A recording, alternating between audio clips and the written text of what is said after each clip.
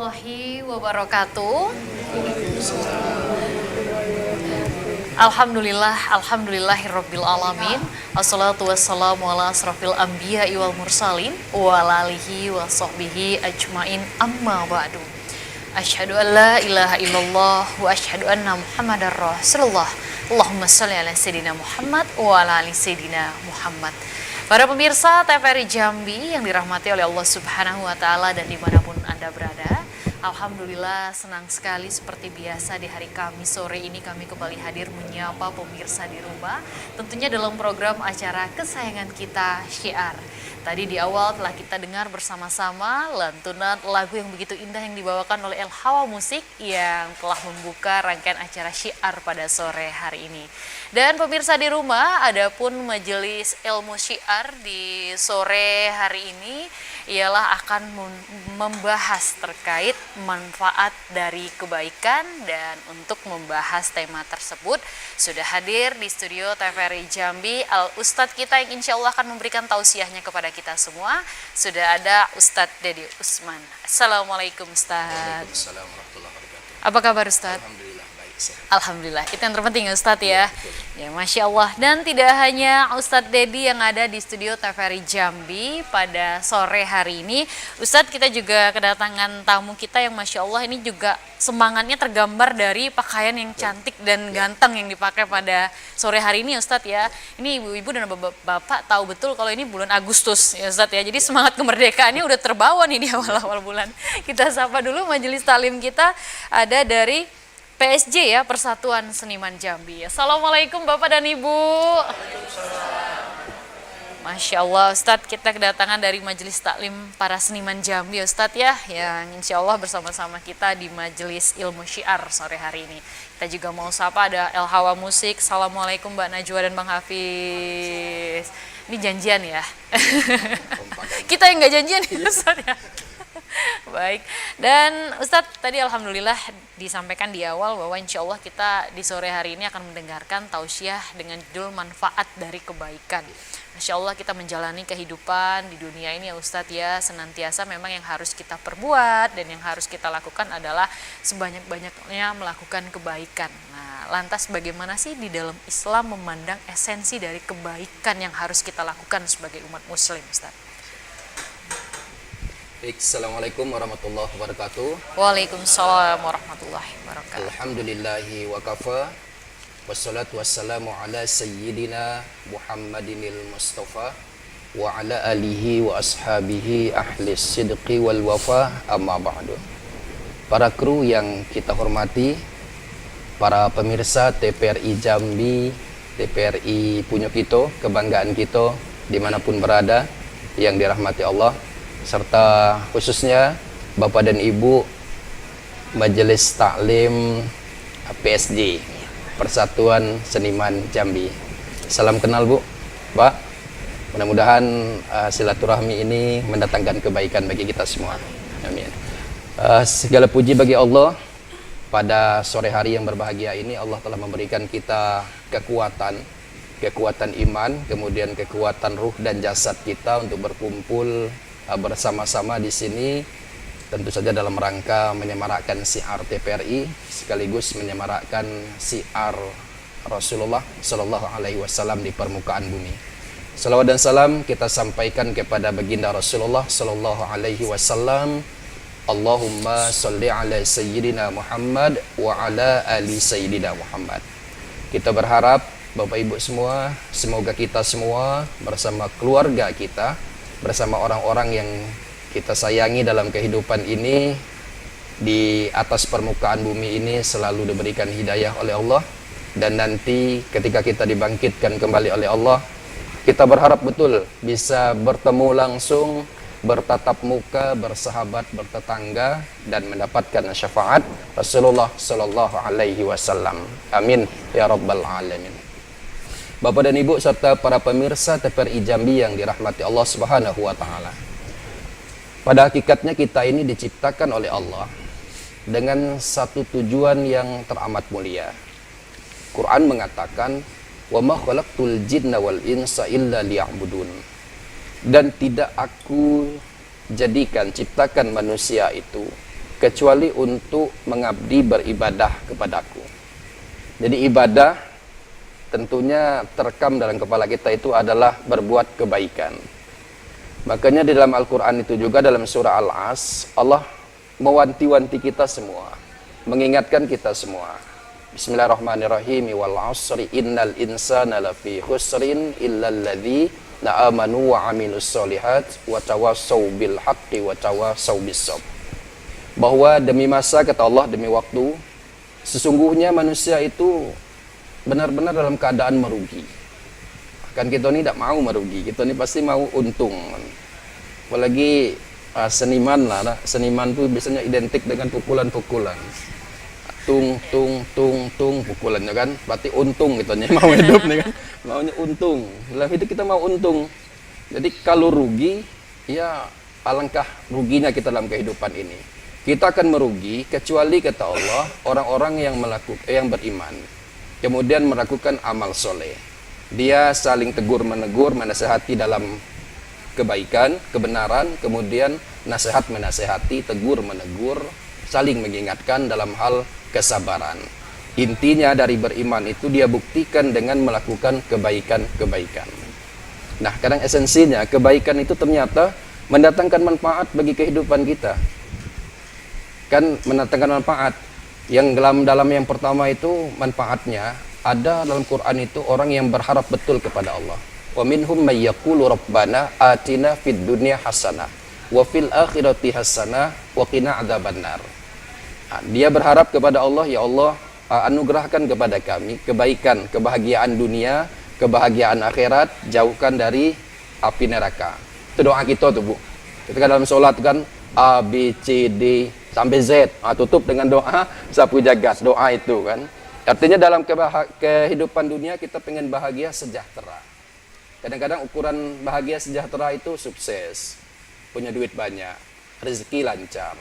Yo paling tidak kalau udah penghasilan itu berlebih, pas-pasan.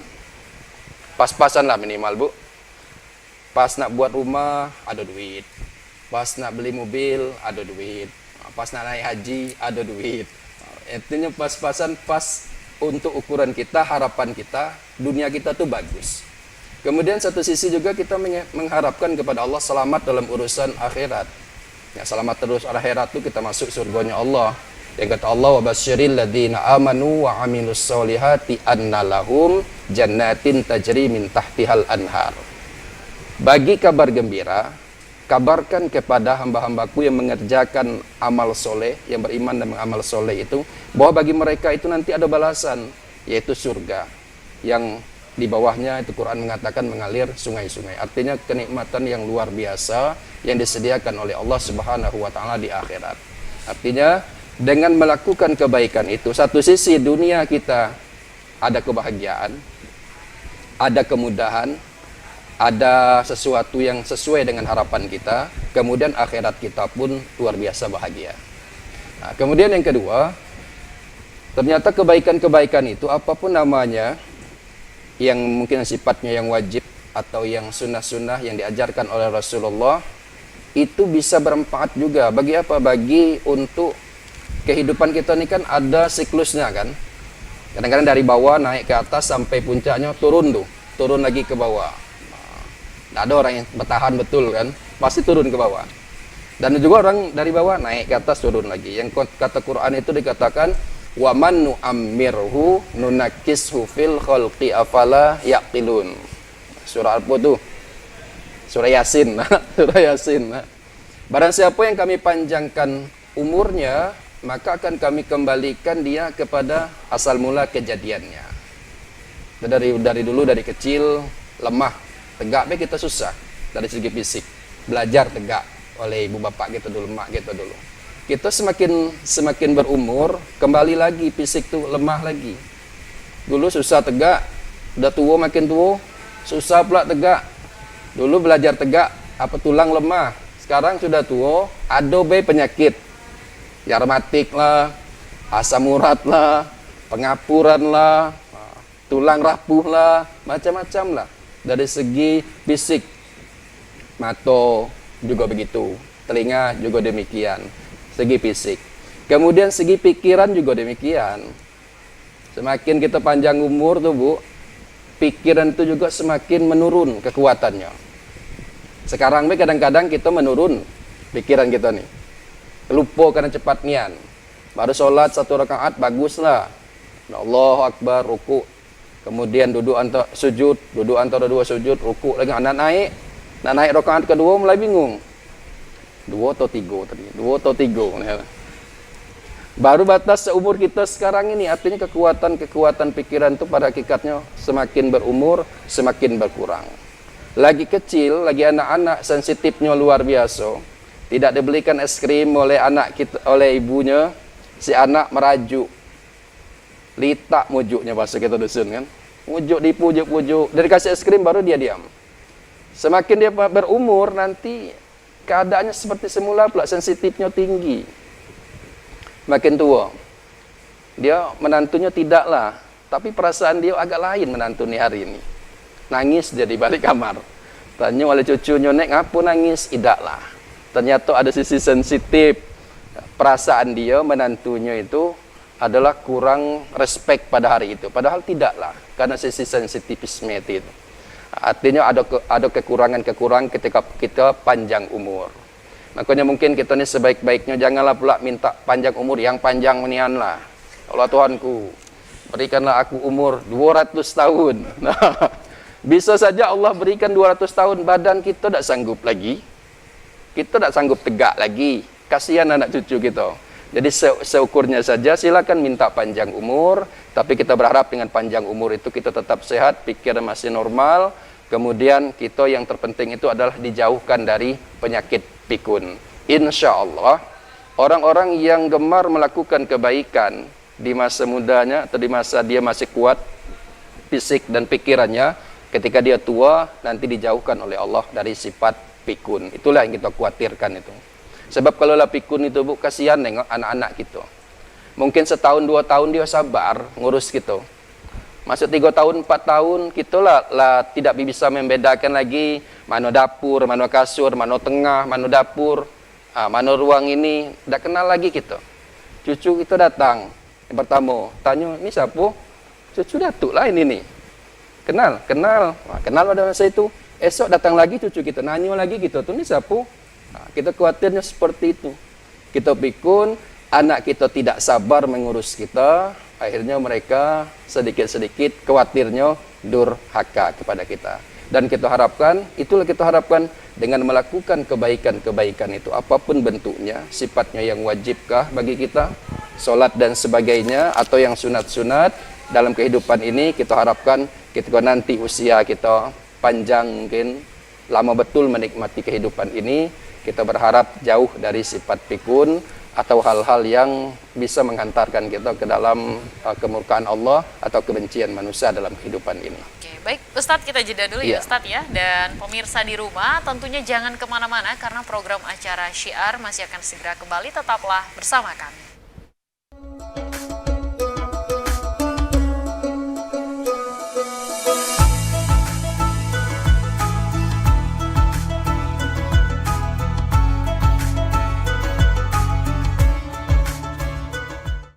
Terima kasih pemirsa, Anda masih setia bersama kami dalam program acara Syiar pada sore hari ini, dan kita masih bersama dengan Ustadz Dedy Usman dengan pembahasan kita adalah manfaat berbuat kebaikan, dan kita juga masih bersama dengan majelis taklim kita dari Majelis Taklim PSG Persatuan Seniman Jambi. Dan Ustadz tadi di awal Masya Allah bagaimana seharusnya memang Islam itu sendiri mengatur bagaimana kita sebagai umat muslim sudah seharusnya melakukan kebaikan Ustadz ya. Nah, lantas ya Ustadz ya, saya jadi penasaran nih Ustadz ya, manfaat kita berbuat kebaikan ini apa aja sih Ustadz? Ya. Silakan Ustadz. Baik, pertama tadi bahwa ada harapan dan impian dalam hidup. Kita pengen selamat dunia, selamat akhirat. Kemudian yang kedua, kebaikan itu bisa menghindarkan sifat pikun ketika kita di masa tua.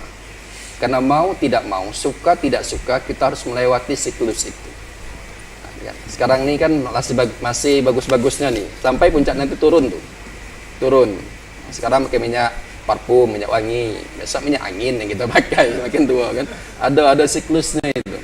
Dan yang ketiga, bahwa kebaikan-kebaikan itu itu bisa memperkuat ruh, jasad, pikiran, hati kita. Manakala kita diuji oleh Allah. Dalam kehidupan ini pasti kita ada ujian, ada masalah-masalah hidup. Betul Pak? Kadang-kadang belum selesai masalah yang satu lah muncul masalah yang lain. Ujian belum selesai lah muncul pula ujian yang lain. Tak sanggup, ya Allah ya Tuhanku, tak sanggup kan rasanya ujiannya aduh baik yang muncul. Nah itulah fungsinya amal kebaikan itu. Kan kita ni kata Allah tu liyabluwakum ayyukum ahsanu amala. Selagi hidup ni kita akan diuji. Dengan ujian tu Allah mau melihat kita ni masuk ke golongan orang yang ketika diuji masih baik prasangkanya, baik perbuatannya, atau ketika diuji justru buruk. Sangkanya buruk dengan Allah, dengan manusia demikian juga, kemudian perbuatannya juga. Ketika dia diuji dia tenggelam, atau ketika dia diuji justru posisinya bagus dalam pandangan Allah Subhanahu wa taala. Macam-macam ujian itu. Ada yang mungkin diuji dengan suami. Perangai suami luar biasa. Ada yang diuji dengan istri. Perangai istri luar biasa juga. Macam-macam. Ada yang diuji dengan anaknya. Suaminya bagus, istrinya bagus, anaknya yang jadi ladang ujian. Anak pertama, kedua bagus, ketiga bagus, keempat bungsu. Bungsu ni semuanya ditumpahkan kalau. Apa yang nak dibungsu tu dikasih. Dia nak ini dibelikan, ini kasih sayang melimpah ruah. Sehingga tidak terkontrol kadang-kadang. Akhirnya jadi ladang ujian bagi orang tuanya. Ada juga yang mungkin diuji ekonomi. Istrinya bagus, baik, suaminya juga baik, anak-anaknya baik, rezeki orang mengalir lancar, rezeki dia ada juga lah, tetap ada. Cuman kadang-kadang ada, kadang-kadang tidak. Karena anaknya 4, semuanya sekolah semua kan. Mikirlah jajannya lah berapa bu? Kuliah lah berapa jajannya yang kuliah? Yang SMA berapa? Yang SMP berapa? Yang SD berapa? Rata-rata 20 berarti sehari 80. Jajan baik, belum transportasi. Sementara rezeki kita, yo segitu-segitu saja. Itu mungkin jadi ladang ujian bagi kita. Macam-macam. Ada yang diuji dengan lingkungan. Jadi ada macam-macam ujian. Yang ujian-ujian itu, di ujian-ujian itu kadang-kadang kalau diri kita ni kuat, mantap di dalam sana, kita akan mampu melewati itu.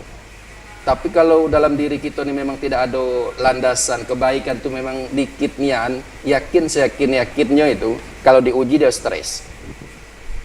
Tak nak makan, tak enak lagi tidur, nyenyak tidur, tak nyenyak, makan tak enak, menung bawaan. Kenapa? Ujian. Padahal mungkin kalau dibandingkan, kita lihat orang mungkin, ada yang diuji macam-macam lah, ada yang bunuh diri, ada yang langsung stres nian. Kalau kita lihat ujian, ini orang ni rasanya kalau dibandingkan ujian dia tu dengan ujian yang Allah berikan kepada aku tu belum ada apa-apanya orang itu. Kita mungkin lebih berat rasanya. Tapi bisa jadi kita kuat. Karena kita kuat itu yakin itu, karena ada faktor dari kebaikan-kebaikan yang kita buat dalam kehidupan ini. Mungkin sholatnya bagus atau kebaikan-kebaikannya bagus, sehingga itu bermanfaat betul bagi dirinya, bagi jiwanya, bagi hatinya, manakala dia diuji oleh Allah Subhanahu wa taala. Kadang-kadang ujian ni kan keruh nian, Bu. Macam air tu keruh nian ujian tu. Kalau ibarat benang tu kusut nian, tak tahu mau nak ngurainya dari mana. Air yang keruh tu tak tahu kita mau menjernihkannya dari mana. Dengan itulah, dengan amal ibadah itulah. Ada masalah, jangan dulu cerita dengan tetangga. Kawan baik lah ini Ustaz, baiknya dia ni. Kita dah ada yakin yang kita anggap baik itu tertutup rapat rahasia kita itu. Karena Allah itu Maha Pencemburu. Dia kasih masalah dengan kita dah ingat Pak dengan dia. Kata Allah, kalau kau cerita dengan manusia, aku tak jamin lah dia itu tutup. Kadang-kadang kita pagi cerita tu, sore lah sampai ke ujung kampung sana. Cerita gitu. Nah, karena itu tadi. Bentanglah sejadah, ceritakan dulu dengan Allah, sekusut-kusut apapun, sekeruh-keruh apapun. Kalaulah yang pertama itu tempat cerita kita adalah Allah, insya Allah. Yang kusut, Allah akan urai. Karena tidak ada kusut yang tidak bisa terselesaikan. Yang keruh akan Allah jernihkan. Karena tidak ada jernih, tidak ada keruh yang tidak bisa terjernihkan. Intinya itu ke amal kebaikan. Disitulah fungsi betul amal kebaikan seseorang itu. Makanya semua kita ini diuji, yakinnya kalau ditanya satu-satu, ada galau ujian gitu nih, ada galau masalahnya. Nah, cuman mungkin satu pintar betul menyembunyikan masalah dan ujiannya, mungkin satu tuh agak beda. Ada yang menyikapi ujiannya itu dengan cerianya dirinya. Pokok ceria betul, di mana dia duduk suasana hidup. Aduh, baik cerita. Mungkin itulah cara dia nutupi ujiannya. Supaya dia kuat. Kalau dia diam di rumah stres ini gitu dia. Pergi dia keluar. Ada beda lagi terbalik. Tenang betul. Seberat apapun dia tenang. Seolah-olah tidak ada ujian. Sehingga orang nampak, yang penting sekarang orang nampak bahagia, tenang bawaannya, padahal di dalam hati itu mungkin bergejolak macam-macam ujian dan masalah hidup. Macam-macam cara menyikapi itu. Tapi intinya, yakin seyakin-yakinnya dengan amal baik yang kita lakukan itu, apalagi solat, karena solat itu Allah katakan, wasta'inu bis sabri was salah wa innaha lakabiratun illa 'alal khashi'in. Jadikan sabar dan solat sebagai penolongmu. Walaupun solat yang itu berat kata Allah, tapi sabar dan solat itu memang penolong yang terbaik betul dari setiap masalah-masalah dan ujian-ujian kehidupan kita. Baik kita ya Ustadz ya, jadi manfaat-manfaat kebaikan itu sangat banyak sekali, Masya Allah ya Ustadz ya. Ustadz, di kesempatan kali ini kita berikan kesempatan untuk majelis taklim kita bertanya ya Ustadz ya. Silahkan untuk yang ingin bertanya, Bapak dan Ibu. Oh Ibu, silahkan Ibu, sebutkan nama dan pertanyaannya ya Bu. Waalaikumsalam warahmatullahi wabarakatuh.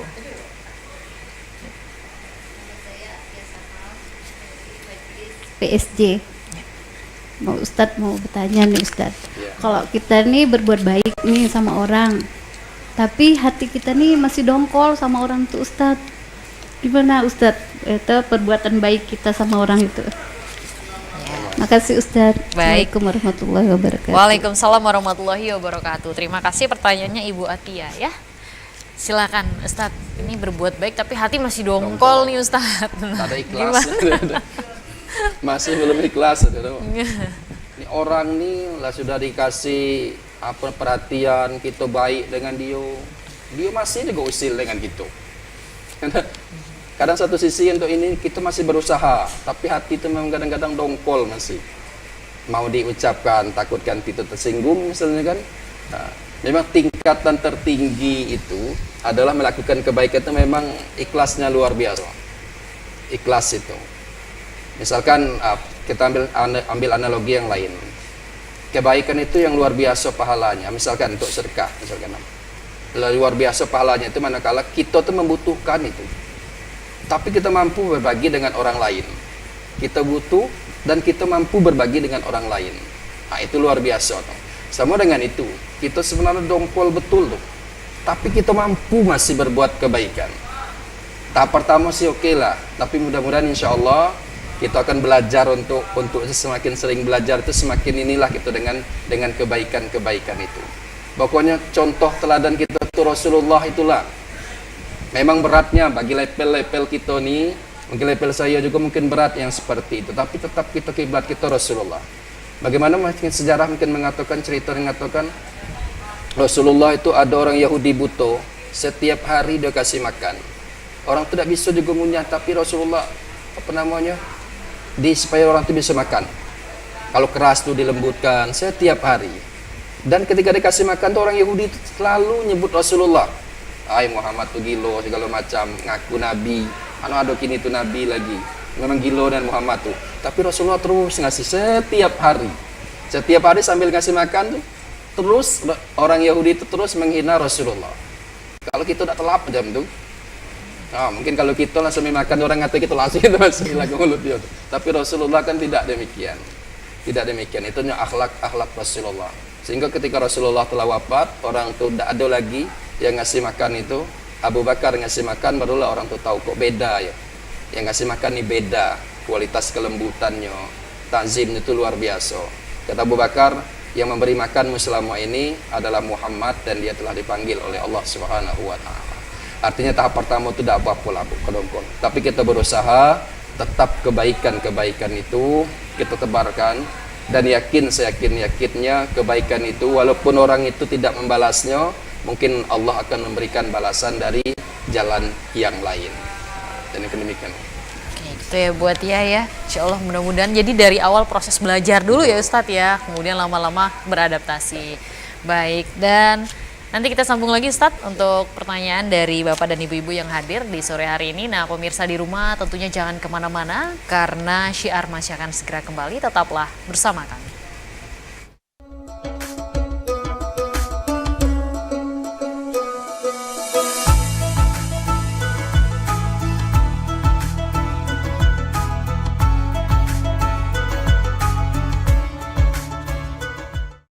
Terima kasih pemirsa, tentunya Anda masih setia bersama kami dalam program acara Syiar pada sore hari ini dan kita masih membahas seputar manfaat berbuat kebaikan bersama dengan Ustadz Dede Usman dan juga bersama dengan pengajian kita dari Majelis Taklim Persatuan Seniman Jambi. Dan Ustadz, di kesempatan kali ini kita berikan kembali untuk Majelis Taklim Persatuan Seniman Jambi yang ingin bertanya, silahkan Bapak dan Ibu. Oh Bapak, silakan Bapak sebutkan nama dan pertanyaannya.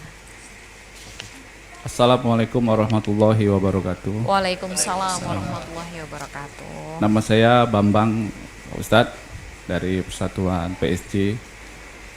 Yang sebelum saya bertanya, saya mau ada menjelaskan sedikit Ustadz terkait mengenai kebetulan saya bertetangga dengan orang yang non Muslim Ustadz. Dan hubungan kami semenjak dari orang tua saya dengan tetangga saya itu memang sangat baik dari dulu Ustaz. Tidak pernah terjadi masalah apapun Ustaz.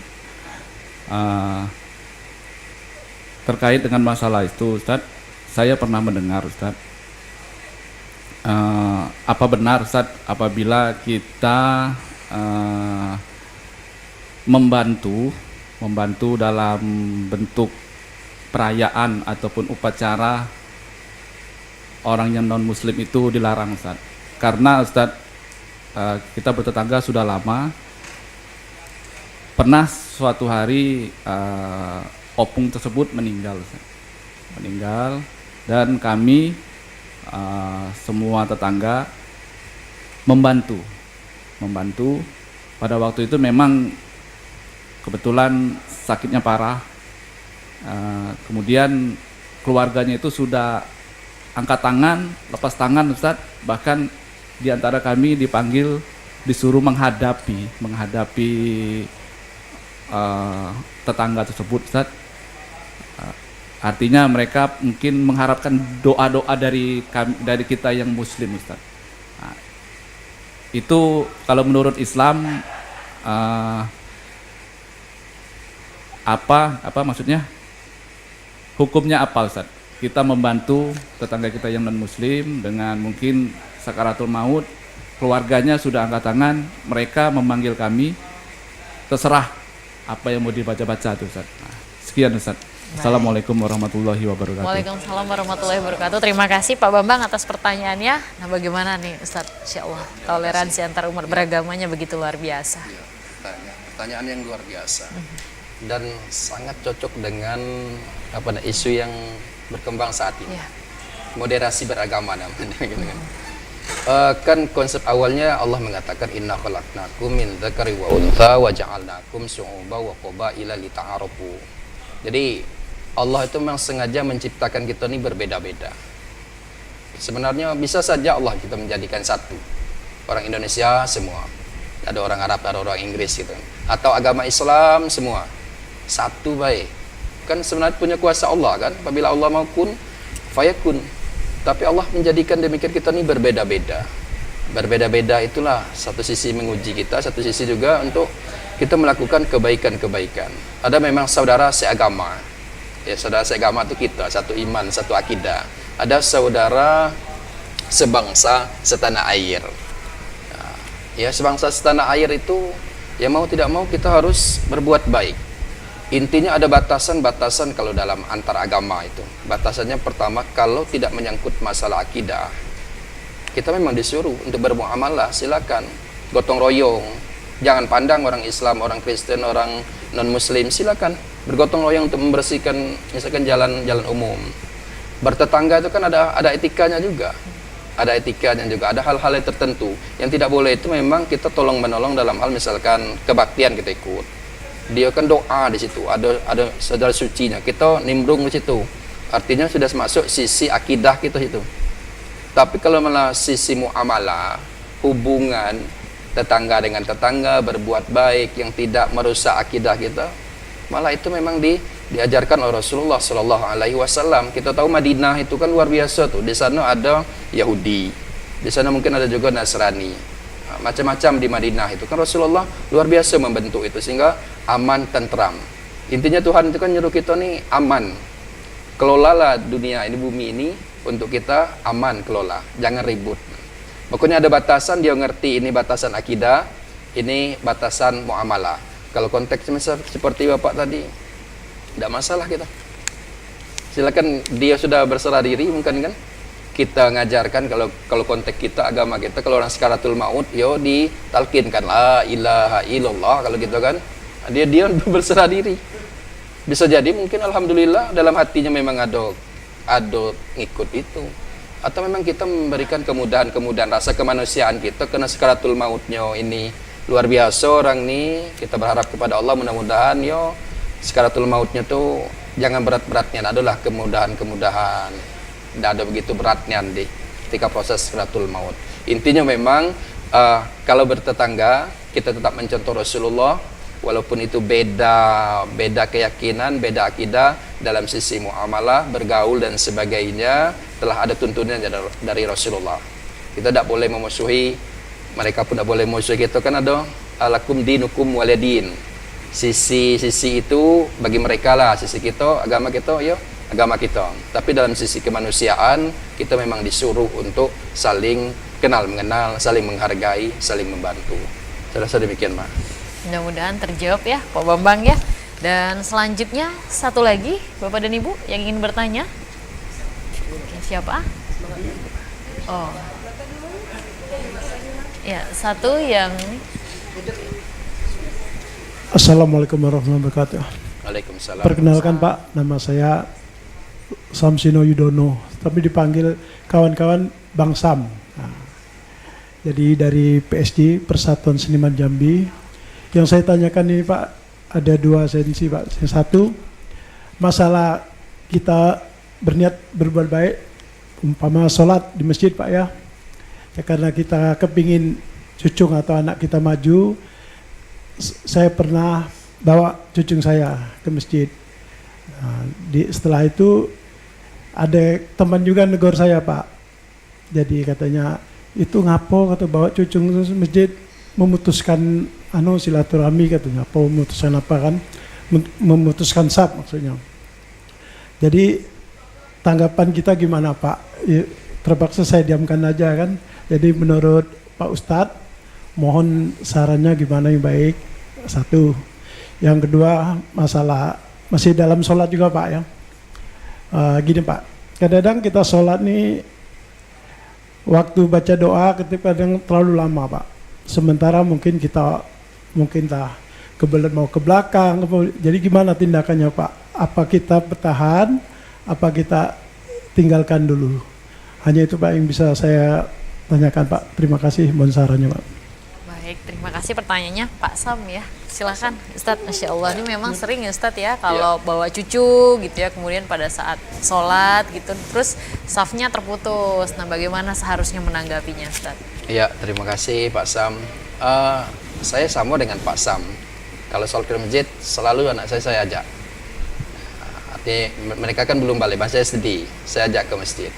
Memang kalau menurut paham-paham guru-guru kita dulu, kalau anak kecil itu yang belum sunat, mereka akan memutuskan saf.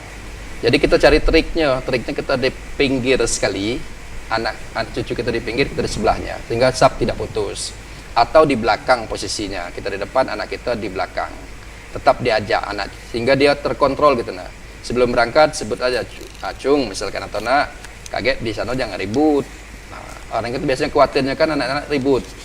Kita nih yang sering itu anak kita suruh ke masjid, kita udah ke masjid.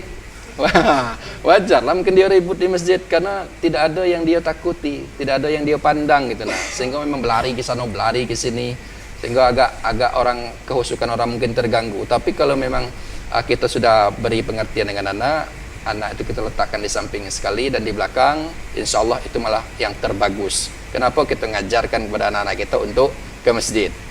Kelak kita meninggal, anak kita itulah yang akan menggantikan kita memakmurkan masjid itu. Kemudian yang kedua, masalah doa.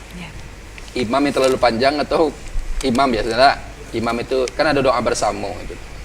Memang sebaiknya kita standar-standar bela khairul umuri awsatuha, sedang-sedang saja berdoa. Kalau berdoa itu ramai gitu kan. Jangankan doa bersama, solat baik. Kalau jadi imam, Rasulullah juga jangan panjang-panjang nian. Sampai begaut sebelah sini, lu selesai imam di. Nah, lah pula begaut sebelah sini sehingga imam bergoyang-goyang nih nah. Lunggu selesai, dikira selesai, masih juga lagi. Artinya terlalu panjang. Ukuran baik, karena kita tidak tahu jamaah kita nih di belakang ini seperti apa kondisinya, apakah sehat semua ataukah yang sakit, atau jangan-jangan ada yang nahan itu hadas ya. Coba Bu, kita nahan misalkan, maaf, nahan kentut nah misalnya, imam terlalu lama nak dibatalkan sayang misalnya, nak diteruskan sakit perut, nah artinya begitu. Tapi dalam konteks yang demikian tidak apa-apa Pak, kita tidak ada yang ikut doa bersama. Yang penting wajib dulu tuh, tidak bisa ditunda, itu panggilan alam itu kan, tidak bisa ditunda. Kita bisa berdoa sendirian. Bahkan kalau di dalam solat pun itu makruh kita nahan itu. Ya, kecuali sudah tahiyat akhir kan, masih baru dua rakaat, masih ada 2 rakaat lagi, lah tak tahan lagi, sudah keluar kita, ambil wudhu, masuk lagi, baru lanjutkan lagi kita jadi masbuk. Artinya yang itu tidak bisa ditahan Bu. Yakin kalau nahan itu tidak bakalan husuk. Tidak bakalan husuk lagi itu. Yang ada kita dongkol dengan imam itu. Lama kemudian menunggu selesai. Nah gitu kan. Artinya kalau memang untuk kehusukan solat itu, khususnya solat karena ini luar biasa. Memang satu hal-hal yang mengganggu itu usahakan memang kita buang nian. Sebelum solat kalau nak masak, selesaikan nian masak. Kalau nyuci, selesaikan nian nyuci itu. Jangan sambil nak solat sudah ambil wudhu, ember masih kosong, dihidupkan airnya. Ada, baru kita mikir sudah selesai ini, ember penuh, solat selesai, ember penuh. Itu yakinnya terpikir itu tuh di rakaat kedua atau rakaat ketiga kayak gitu masalah air. Nah, kalau hadas pun demikian, hadas sudah ada tuntunannya. Kalau misalkan di rakaat yang kedua kita sudah terasa pengen buang air, cepat keluar, ambil wudhu kembali, kemudian sambung ikut dengan jamaah. Apalagi cuman berdoa yang sifatnya yang sunat. Ada masalah, imam silakanlah dulu, kita berdoa pula dengan cara kita nanti. Saya rasa demikian. Baik, itu ya, mudah-mudahan terjawab ya Pak Sam ya. Baik Ustadz, dalam menyikapi manfaat berbuat kebaikan ini sendiri ya Ustadz ya, lantas sebagai kesimpulan akhir, bagaimana seharusnya kita menjadi manusia yang harus senantiasa melakukan kebaikan Ustadz, walaupun mungkin di sekeliling kita ini masih seringkali seperti yang ditanyakan tadi membuat hal yang menyakitkan hati kita, tapi kita harus tetap konsisten hati kita untuk berbuat kebaikan. Ini bagaimana caranya Ustadz? Yang terberat dalam hidup melakukan ibadah itu adalah konsisten, istiqomah. Nah, maka triknya yang pertama adalah buat perencanaan. Dalam Al-Quran itu dikatakan wal tanzur nafsum ma qaddamat lighad. Kita harus mempersiapkan betul, persiapan untuk menyongsong hari esok. Buatlah perencanaan program kehidupan. Biasa-biasanya ya Allah Tuhanku selama ini dak nian nak. Jangankan nak sebulan sekali. Setahun sekalinya jarang kita bangun malam sholat 2 rakaat. Kita berencana, ya Allah Tuhanku di tahun ini aku berencana paling tidak sebulan sekali jadilah bangun malam sholat 2 rakaat. Nah, itu namanya rencana kan. Kita sebenarnya bangunlah malam, ke belakanglah kita nyentuh air. Nah, cuman dah ada pula nak wudhu, sudah ke belakang, udah selesai hajat kita masuklah tidur pula kan. Itu kan kita berencana, itu artinya ada sesuatu yang baru yang kita tambah. Ya Allah Tuhanku selama ini tidak pernah nyamkan puasa sunat sebulan sekali. Berilah aku kekuatan untuk puasa sunat sebulan sekali jadilah. Jangan apa seminggu sekali, sebulan sekali jadilah. Ada yang tambahan. Biasa cuma sembahyang wajib baik, berniat kepada Allah untuk berencana tambah yang sunat. Ba'diyah atau qobliyah, ada perencanaan. Sudah direncanakan, laksanakan. Jangan sebatas rencana pengennya nak puasa sunat, tak terencana. Yang lama lah tak terbayar-bayar misalnya kan. Artinya sudah ada rencana, laksanakan. Sudah laksanakan itu barulah kita istiqomah. Istiqomah itu kan mantap. Kita memang kadang-kadang level kita nih kadang-kadang semangat, kadang-kadang turun. Hari ini semangat luar biasa. Besok lah hilang luntur semangatmu. Apalagi sudah tinggal sekali, tinggal 2 kali, tinggal 3 kali nak bangkit lagi susah, berat nak bangkit. Makanya kata Rasulullah itu katakan kul amantu billahi tsumma istaqim. Kamu sudah melakukan kebaikan, dah beriman, melakukan kebaikan tu istiqomahlah. Macam mana caranya istiqomah? Satu, berdoa kepada Allah. Ya Allah ya Tuhanku ya muqallibal qulub, sabbit qulubana ala taatik. Mantapkan hatiku untuk istiqomah taat kepada Engkau. Doa. Yang kedua, nikmati. Sesuatu tu kalau dinikmati pasti timbul kerinduan untuk melakukannya. Salat misalkan tak. Kita nikmati prosesnya tuh. Enak betul sujud, ruku, iktidal, enak dan kita nikmati, tidak tergesa-gesa. Yakin dan percaya muncul keinginan untuk melakukan sholat lagi. Oke, Nah, baik. dinikmati, ya. Ya Ustadz ya, Ustadz ternyata tidak terasa lebih kurang 1 jam sudah kita menemani seluruh pemirsa TVRI Jambi dimanapun Anda berada. Ustadz terima kasih atas tausiah yang telah disampaikan, mudah-mudahan membawa keberkahan untuk kita semua dan tentunya terima kasih juga kami ucapkan untuk ibu-ibu dari Majelis Taklim ya, PSG Persatuan Seniman Jambi. Bapak dan Ibu terima kasih untuk kesempatannya pada sore hari ini telah hadir di studio TVRI Jambi. Insya Allah senantiasa silaturahmi ini selalu terjaga.